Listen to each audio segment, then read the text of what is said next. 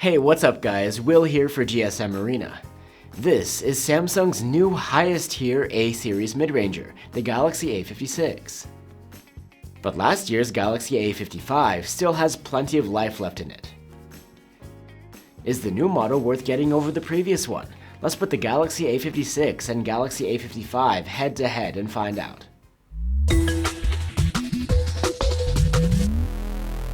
There is something worth mentioning first. The Galaxy A55 was never available in the USA, so if you're in that market, better go straight for the A56 when it's released there. For everyone else though, you might be wondering which of these to get. The differences between the A56 and A55 aren't night and day, but the new model does bring a few upgrades. These include a slightly larger screen, a new chipset, and a new selfie cam. Also, the glass on the back of the A56 is tougher Gorilla Glass Victus Plus versus standard glass on the A55. The new model is thinner and lighter as well. Both phones have an aluminum frame. For ingress protection, both phones have the same IP67 rating, so no difference there. The A56's display has very similar specs to the A55, except that it's slightly larger, at 6.7 inches versus 6.6. But both screens are OLEDs with a 1080p resolution and a 120Hz refresh rate. Content looks equally good on both panels, and you get the same refresh rate handling. Both phones support HDR10+ video too. The new model is a bit brighter though. We maxed out at over 1200 nits on the A56, compared to around 1000 with the A55. But regardless, both phones have good sunlight legibility. You also get a stereo speaker setup on either phone. The Galaxy A55 setup is a bit louder, but the A56 has the warmer, deeper sound, with more prominent bass. Let's have a listen. I'm wide awake, but you're a nightmare. I can't escape, I'm seeing you everywhere. You can wake up and unlock either phone with an optical under-display fingerprint reader. And while both phones can come with 128 or 256 gigs of storage on board, only on the older A55 is that expandable through microSD. The Galaxy A56 runs Samsung's latest software interface. It's One UI 7 on top of Android 15. The A55, on the other hand, is still running the previous version, One UI 6, but it should receive an update to 7 soon to get the same set of features as the new model. These include some AI-based features as well. If you'd like to find out more about those, you can check out our dedicated One UI 7 video. The newer model does have longer software support, 6 major OS updates and 6 years of security patches, versus 4 OS updates and 5 years of patches on the Galaxy A55. Both the A56 and the A55 use an in-house chipset from Samsung, but the new model's Exynos 1580 is more recent. Meanwhile, the Galaxy A55 uses the Exynos 1480 of last year. As expected, the A56 does better in benchmarks, demonstrating a clear improvement over the previous model. If performance is important to you for something like gaming, that could be an important consideration. Both phones run smoothly for your everyday tasks though. And both the Galaxy A56 and Galaxy A55 have great thermal management, going through our prolonged stress tests with hardly any loss in performance. It seems that the older model is a little bit more power efficient though.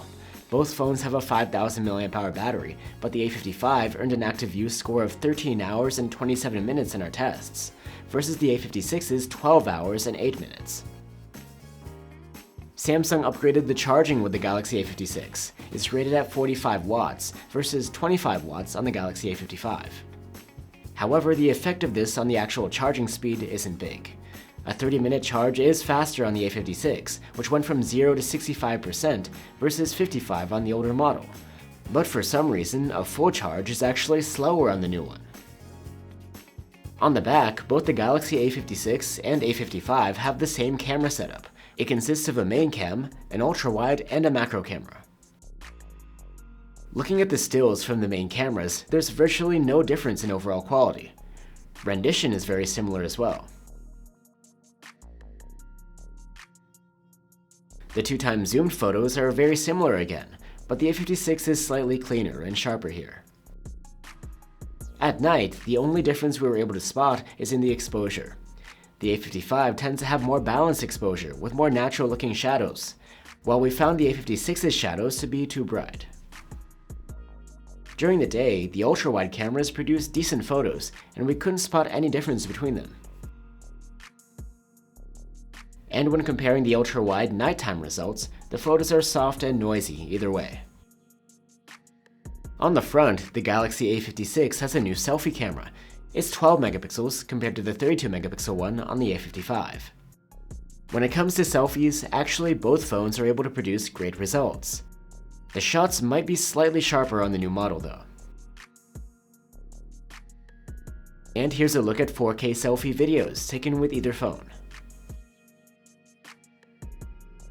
4K footage from the main cameras of both phones is comparable in terms of overall quality. It's good, sharp, detailed, and colorful.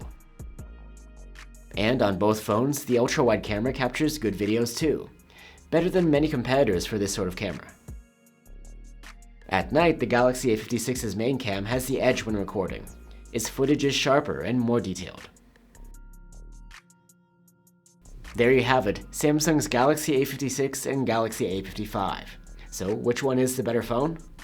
Both the A56 and A55 have a similar looking design, the same Samsung software experience, and basically the same camera performance. The A56 is lighter, with more durable glass on the back. It has a slightly larger and brighter screen. Its speakers sound better, its chipset is more powerful, and it has longer software support. The A55, on the other hand, has longer battery life. Its storage is expandable through microSD, and at least in some markets, it's considerably less expensive. Overall, even though the Galaxy A56 is slightly better, you get nearly the same experience with either phone. So unless you find the new model at a discount, it probably makes the most sense to get the A55 and save some cash. Thanks for watching, and I'll see you on the next one.